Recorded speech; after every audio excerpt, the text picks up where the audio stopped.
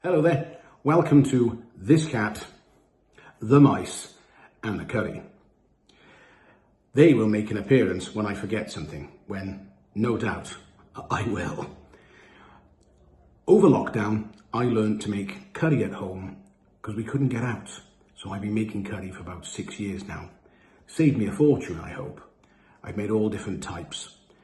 Found some ones I really like chicken tikka masala, which I'm going to cook today for you, and pathia, which is one of mine and my wife's favourites. Our daughter likes a pasanda. She can't handle the spice at all. So the system that I went through really helped me. What? Oh, right. Yes, sorry. This was the book that I used. Misty Ricardo's Curry Kitchen. I'll link his book below in the video so you can have a look yourself as well. He goes through everything in here, how to make the base gravy, how to make all of the curries, all of the ingredients that go into it. Everything, complete rundown, so you can make cracking curry at home. And as we're going to be making a chicken tikka masala today, I want to say one of the things that I suggest for the coconut is the Maggie's. The Maggie's coconut milk powder. That is the stuff. I've used the desiccated coconut, and that leaves like a gritty feel in my mouth. I couldn't say that then. And I like my curries to have a smooth, velvety feel. That's the stuff to use. If you've got coconut in the dish, you can make the coconut milk from the same powder, and you can put the powder in it, which we're going to do in the chicken tikka masala today. So, let's get in on making one and see what you think. So, here we have all of our spices readily laid out. I'm going to be making 2 chicken tikka masalas individually for my son and his friend. And as you can see, one of my furry fellows is already there reminding me. What did I do there? Ah, yes. I like to add a bit of chili. Chili chicken tikka masala gives it a nice bit of spice. With all the sweetness and the coconut flavours, that hint of spice just elevates it up a notch. So, thank you for that. We have everything else all laid out ready, apart from the cream. Now, weren't you meant to remember the cream? You were meant to help me there. You failed, okay? So we just got to get the cream out, and then we're ready to go. So here we are, we're about to make the curry now. Little discussion on cookware. I use a stainless steel frying pan. It hasn't got to be aluminium. It can be a non-stick pan. It doesn't matter in that respect. With a non-stick pan, I made some absolutely brilliant curries. You still had the stick to the bottom of the pan. It just came off a little bit easier. It's all about the heat conductivity, so just get the best pan that you can. Best pan that you can afford. Yes, I went for the better one. Yes, I make lots of curries. I also cook steak in this and everything else. So it's a very good pan. It's a Masala pan. I hope I pronounced that properly. So we're going to get the old pan hot now. My base gravy is just bubbling just off camera. We're going to get some heat into this pan before we add the cassia bark. Let's get this pan nice and hot. Base gravy just bubbling away. Everything else is prepared. Misty Ricardo, he has all of these steps all laid out in his book. When to add, how much to add. I can't share the recipes because it's not my book. It's not my recipe, so it would be unfair of me to show the recipes. I think he has this one on his channel. If he does, I will also tag that in the bottom of my post, so you'll be able to see his video. I'm just doing my take on it, using his recipes. They're all his, none of mine. Right, our pan's up to temperature. Cassia bark. I add the cassia bark and I give it a good old swish about in that oil. I want that, well, oil or ghee. In my case, I use ghee because I don't want as many refined or played with products or processed products, so I've gone for ghee. I also like it that it gives it a nice rich flavour. I don't know if you can pick up on there, but the cassia bark is just sizzling away. And we're getting the aromas of the ghee coming off, and we're getting the aromas of the cassia bark. So we've pretty much infused that oil. We've fried that cassia bark into the oil. Garlic and ginger paste. I like to put it in as the oil's nice and hot. I like to make a little well of ghee at the bottom and get that all stirred up, because we don't want it to stick to the bottom of the pan. I've noticed that sometimes if you add it with the water in it, you can get it to stick to the bottom of the pan. You'll feel it gritty on the end of your spatula. So I get a little well of oil in the bottom, and I'm using an induction hob. But this pan I've got really does retain the heat well, as you can see. Right, now we've fried it off a bit. I'll put it back on the heat. Sizzling is starting to decrease. So now we're at the point where we want to add our spices. Now I always add it with a bit of base gravy, not too much, just a splash. In with the powders, in with the base gravy. Give it a bit of a stir. Pan was a little warm there, so I just lifted it off. Back on the heat. And you can feel if things are starting to stick, you'll feel that grittiness on the end of the spatula, like when you drag your fingernail across glass and there's a little bit of dirt on the glass. Spices aren't sticking. We've got a nice fry on that, about 20 to 30 seconds. Nice aroma of spices coming off. We'll now add our tomato paste.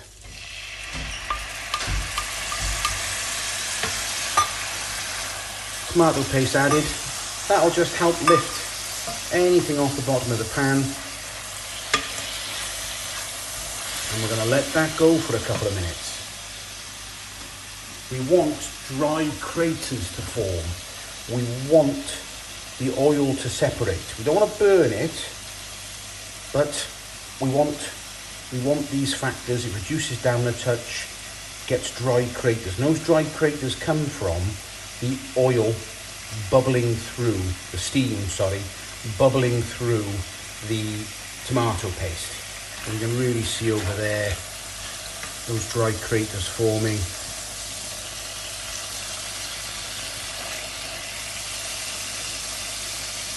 And the oil has started to separate. When the oil starts to separate, that's your time to add your chicken tikka and your lemon juice. Now the beauty of these Misty Ricardo recipes is that you can start off using his recipes, and he says in the book, if you want it a bit sweeter, you can add something else. If you want it a little bit less sweet, you can take some away. You can tailor it more to your personal preference of how you want your curry. But his books give such a brilliant start, and then you can change things. Like I add chili powder to mine to give it that little bit of extra kick. So here we go. Right, now we're at this point now. We've coated all the chicken in the tomato paste, and we have to add our other spices. So in goes the base gravy, in goes our spices, a bit more base gravy, and I've got some spices left in the bottom of my container, which I will scrape out now. We don't want to miss any, do we? Come on, out you come. That's the coconut powder and the almond powders that I put in the bottom first. We want to give this a bit of a chance now for it to soak up. So stir it all in. Get it all stirred in. Make sure there's no lumps. Yeah, like there, a bit of a coconut powdery lump there. Just splat that out. Get it all in there. Right.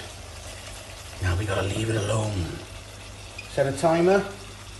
Minute and a half. Just to soak up those powders. You want it to reduce slightly. But keep an eye on it because you don't want it to burn. You want it to stick. You want to get that Maillard effect. You want the caramelization of the sugars in there on the pan. You need that. You don't want it burnt. So I just set a timer for 1 minute. You might push it a bit more. We'll have a little look. Yeah, a little bit by there. And then if you could just see when I moved it then, see? A little bit there. Oh, there we go. These bubbles and the oil separating are a good indicator that things are close to the edge. They're right on the edge. And that's what you've got to watch out for. It is a balancing act, but after a bit of practice, you're going to get it. But everyone's pan's slightly different. So I might say something for my pan, and you will have something different with yours. Now that was perfect. We've got a nice bit of stick happening there on the pan. So I'm just going to give that a bit of a scrape down. We've reduced slightly. Yep, see all that there? That's all. That was all some nice stick. There. We'll get that mixed in. That was a perfect point for the amount of stick that you want. That for me that is. That's a perfect point. We've reduced down nicely. Got a little bit of stick on the bottom. Now we add our base gravy, our brown sugar, and a bit more base gravy for the recipe. Again, this is all Misty Ricardo's recipes, it's not mine. I'm just trying to show you how to cook it. And I've had some absolutely wonderful results from the curries from his book. People have said to me, oh, you could sell those curries, you could sell them. I said, no, I can't. They're not my curry recipes. They're Misty's. I'm going to set a timer for 3 minutes. It's 3 to 4 minutes we've got to let this go for. Got a pan, the pan's quite hot. I've got an induction hob. It hasn't got to be gas. It hasn't got to be this. It hasn't got to be that. It's got to be what works for you. Your curry, you're cooking it. So that's a minute. Let's have a look what we got. I think we can push that just a little bit longer. Just a little bit longer, not too much. You see I got good heat conductivity across the pan. Really good boiling. Right, let's give it a little, no.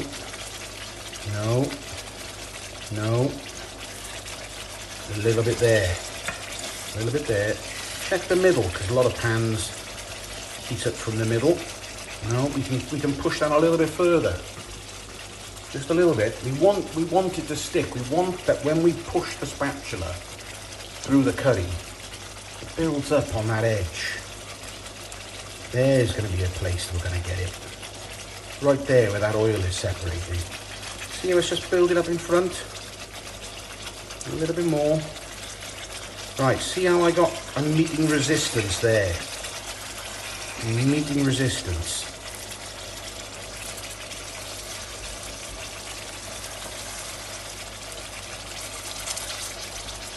Now that resistance tells you that you're getting the stick. You're getting it to stick to the bottom of the pan, that caramelization. There, so you see how I move that? How you got it? Give it a little bit more. There, oh, look at that. That was all, see it? See it's darker there? Those two dark spots, if you can. That's that caramelization we've scraped from the bottom. Now I normally push them for about 4 minutes. So we're going to give this a bit longer. My timer says I've got 3 seconds left on the 3-minute timer. There it is. I'm going to give it another minute. And we've got to reduce the temperature down when we add the cream, otherwise it can separate.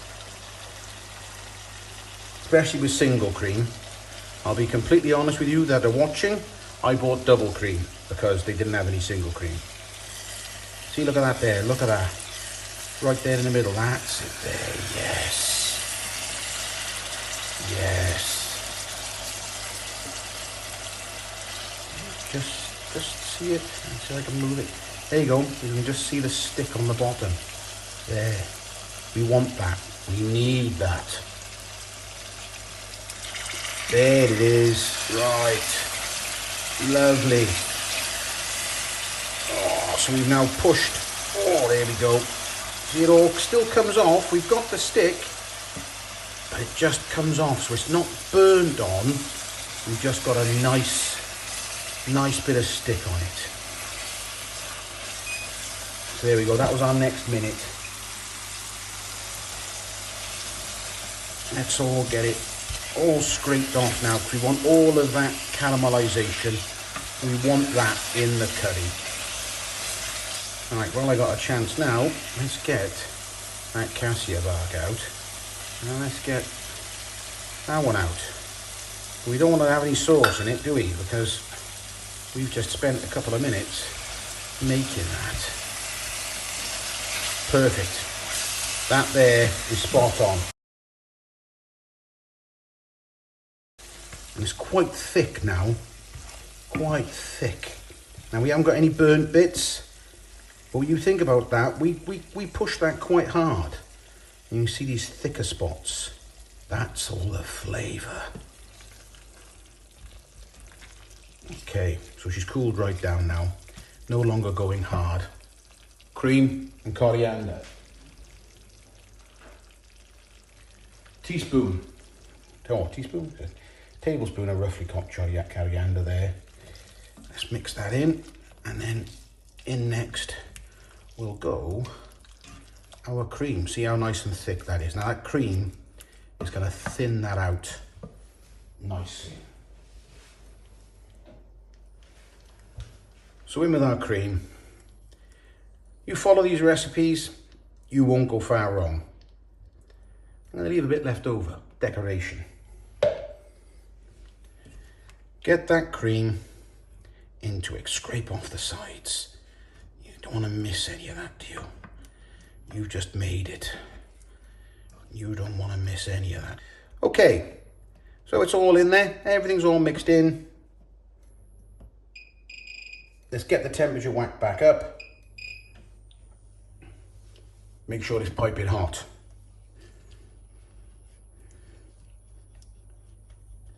And then it'll be time to serve. Got a nice bit of bubbling, so we're there.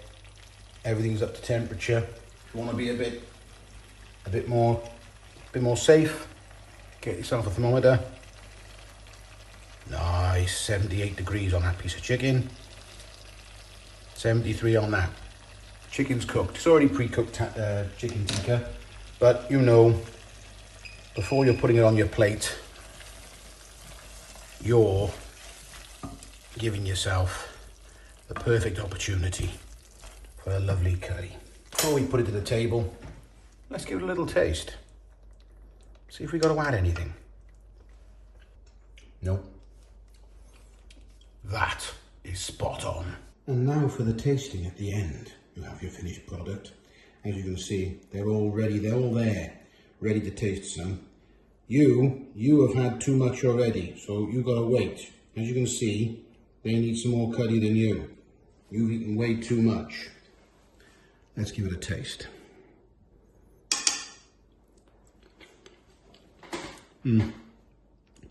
So instantly, you get a good of heat that builds to a lovely crescendo without being over the top. The tandoori masala comes through strongly. Ooh, that was spicier for me than I thought. You get a lovely hint of the coconut coming through, lovely bit of sweetness from the brown sugar in the end. Lovely, sweet, smooth curry. Now that comes from using that Maggie's powder. That really does help. I'm afraid I've got to go in for another little...